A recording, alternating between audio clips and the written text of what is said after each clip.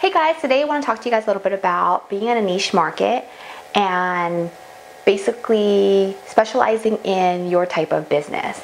So I've talked about before that I actually was a photographer before I started Imagine Play, and I actually was a boudoir photographer. And what I really loved about specializing in a type of photography was that I was really able to hone in on my craft. I was really able to target the correct market, and I was really able to cater my policies to the right clientele. And one of the biggest mistakes I made with Imagine Play was that when I first started Imagine Play, I really had this idea of what I really wanted my play place to be. So in my gut, I really wanted it to be a toddler play place because that's the world I live in, right? I am a mom of two toddlers, a 1-year-old and a 3-year-old. So I really wanted a place where my kids could go to because there wasn't a place like that in our current city. But then I kind of put some fillers out there, and a lot of moms were like, well, we want something like this and we want something like that. And we have kids this age and this is in this age. And so I was like, okay, what could I do to kind of make the play place I really want, but also cater to some of these other kids that these moms were kind of mentioning, right? And that was basically a kind of mistake, because what happened was I kind of made my audience a little bit too broad.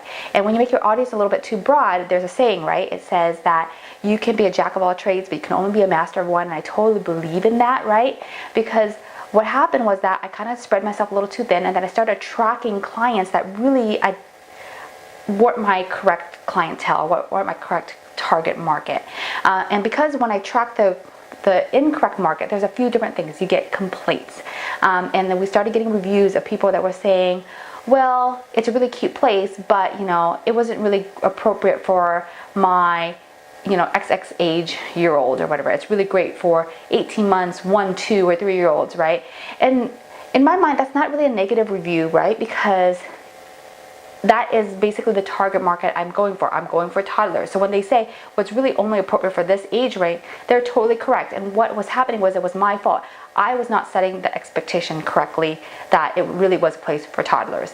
We decided that we would go back to all our social media, all our marketing, our profiles, and change our tagline or our description to kind of meet those expectations a little bit more correctly.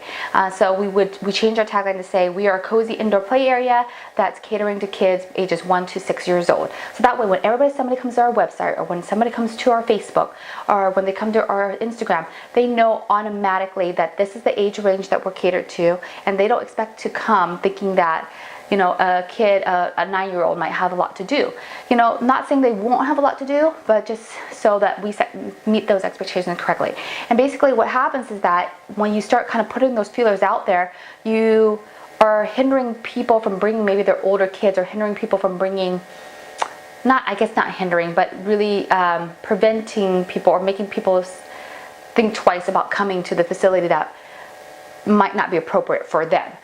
So then it kind of gives you less bad reviews, because the people that are coming are the correct target market, and they know what to expect when they come into the door.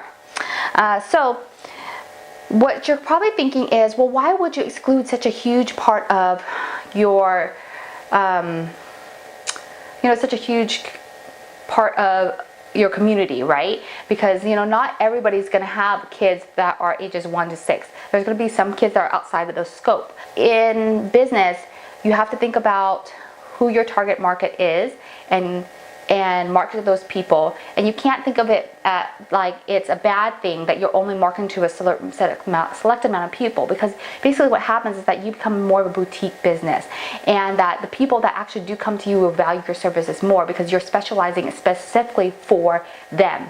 And then you also have to think about marketing wise as far as dollar amounts go, because you spend less money marketing to a small group of people that are really made for you than marketing to a really wide range of people that might not be made for you.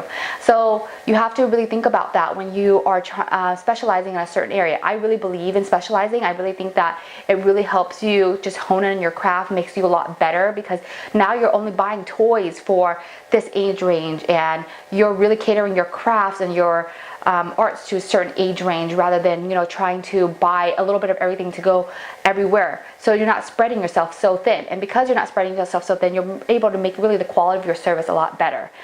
So hopefully that gives you a lot more insight on making sure that you really target your clients correctly so that way they value your business more, and then also setting your expectations correctly, and then just specializing in what you do. Because if you specialize in what you do and you do it well, I guarantee that you will definitely succeed.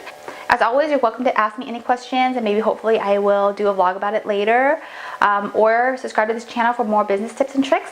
I will talk to you next time. Bye!